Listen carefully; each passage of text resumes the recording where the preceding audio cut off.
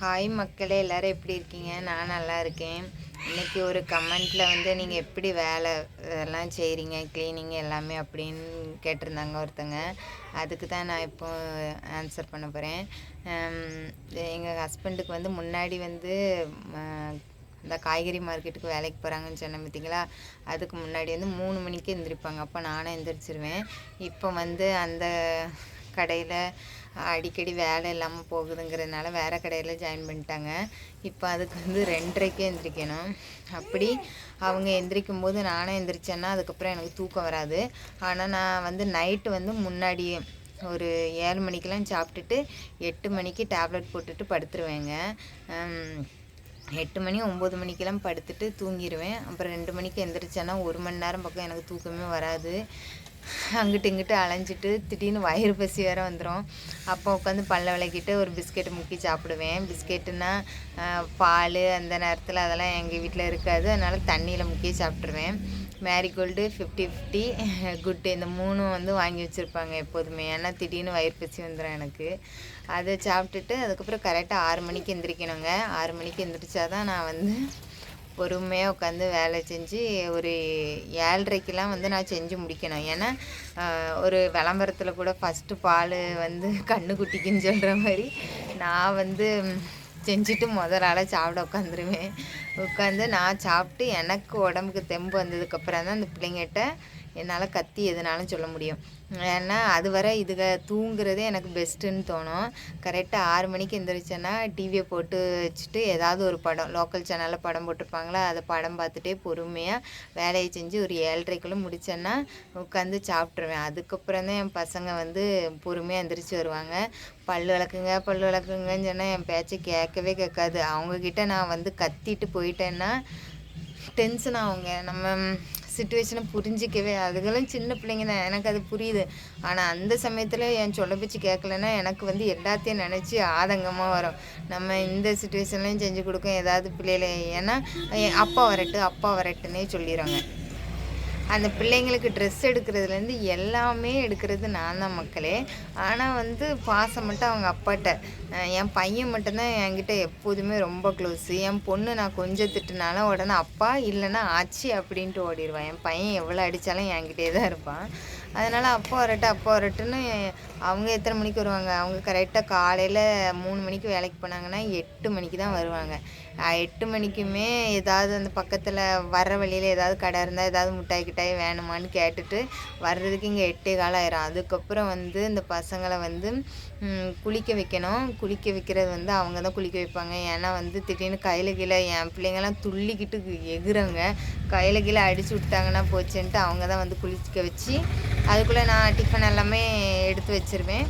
அதுக்கு சாப்பாடும் நான் ஊட்டுனா 2 நிமிஷத்தில் சாப்பிட்டு முடிச்சிடுறாங்க. ஏன்னா நான் திட்டி ஊட்டுவேன். அவங்க அப்பா தான் கெஞ்சிக்கிட்டே இருக்கணும் பசங்கள்கிட்ட, சாப்பிடுமான்ட்டு. இப்படி தான் மக்களே ஏதோ 2 பேரும் ஷேர் பண்ணி செஞ்சுருவோம். முன்னாடி பாத்திரம் விளக்கிட்டு இருந்தேன்.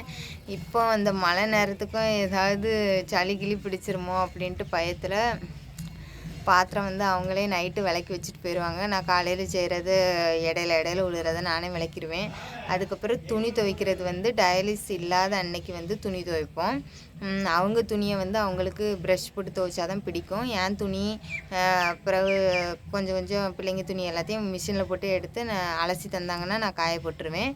அதுக்கப்புறம் அவங்க வந்து துவைச்சி அலசி காய போட்டுருவாங்க. இப்படி தான் ஏதோ ஷேர் பண்ணி அப்புறம் வீடு க்ளீன் பண்ணுறது இதெல்லாம் நான் க்ளீன் பண்ணிடுவேன். ஆனால் பாத்ரூம் வந்து எங்கள் ஹஸ்பண்டு தான் க்ளீன் பண்ணணும்.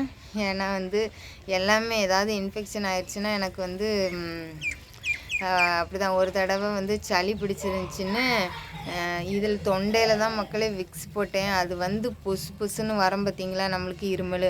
அப்படி இருமி எனக்கு ரத்தம் வாந்தியே வர ஆரம்பிச்சிருச்சுக்கா. ரத்தம் வாந்தி அந்த இருமல் சளியோட ரத்தமாக வந்துச்சு. அதுக்கப்புறம் நான் வந்து ஹாஸ்பிட்டல் போய் இது பண்ணியிருந்தேன். அதுலேருந்து நான் தொண்டையில் விக்ஸ் எதுவுமே போட மாட்டேன். ஏன்னா அந்த இருமல் எக்ஸ்ட்ரா வந்து இதாகிடுது. இப்படி தான் வந்து எங்கள் வேலையை நாங்கள் ஷேர் பண்ணி ஏதோ ஓட்டிக்கிட்டு இருக்கோம். ஆனால் சமைக்கிறதெல்லாம் வந்து நானே சமைச்சிருவேன். எங்கள் ஹஸ்பண்டும் ஹெல்ப் பண்ணுவாங்க. காயெல்லாம் வெட்டி கேட்டாலாம் வெட்டி கொடுப்பாங்க. ஆனால் அவங்க வர்றது ரொம்ப லேட் ஆயிரும். அந்த அளவுக்குலாம் நான் அவங்க வருவாங்க காய்கறிகள் வெட்டி தருவாங்கன்னு வெயிட் பண்ணேன்னா பசங்களை ஸ்கூலுக்கு அனுப்ப முடியாது. அப்புறம் அதே இதில் நாங்களும் டயாலிஸ்க்கு டிஃபனில் சாப்பாடு எடுத்துகிட்டே போயிடுவோம். அங்கிட்டு உட்காந்து சாப்பிட்டுட்டு அப்படி டயாலிஸ் போவோம். இப்படி தான் மக்களே போய்கிட்டு இருக்குது. இப்படி தான் மேனேஜ் பண்ணிக்கிட்டு இருக்கேன் வீட்டை எல்லாத்தையும். ஓரளவு ஏதோ இது எனக்கு இந்த சோறு வடிக்கிறதுக்கு தான் கொஞ்சம் பிரச்சனையாக இருக்கும். ஏன்னா அதுவும் வெயிட்டு பார்த்திங்களா, அதனால் கொஞ்சம் பயமாக இருக்கும். ஏன்னா அந்த கை வச்சுட்டு ஏதாவது ஆயிருமோ, தண்ணி கிண்ணி சிந்துருவேணுன்ட்டு. இருந்தாலும் எப்படியோ வடித்து எடுத்துருவேன் சாப்பாடு மட்டும். குக்கரில் பொங்கினா எங்கள் ஹஸ்பண்டுக்கு பிடிக்காது. அதனால் நாங்கள் வடித்து சாதம் தான் இது பண்ணுவோம். என்றைக்காவது ஒரு நாள் லெமன் ரைஸ் இந்த மாதிரி ரைஸ் மட்டும் செய்யணுன்னா அதுக்கு குக்கரில் வச்சு கிளறி கொடுத்துருவேன். எங்கள் வீட்டில் ஒரு நாளுமே நான் செய்கிற சமையலை குறை சொல்லி ரிஜெக்ட்லாம் பண்ண மாட்டாங்க. அதனாலேயே ஏதாவது எங்கள் ஹஸ்பண்டுக்கு ஸ்பெஷலாக செஞ்சு கொடுக்கணும் அப்படிங்கிற இன்ட்ரெஸ்ட் இருக்கும். என்றைக்குமே எந்த பொரியல் அதில் எதுனாலும் மிஸ்டேக்னாலுமே அட்ஜஸ்ட் பண்ணி சாப்பிட்ருவாங்களே தவிர இது நல்லாயில்ல அது நல்லாயில்லன்னு ஒரு நாளும் சொல்லவே மாட்டாங்க.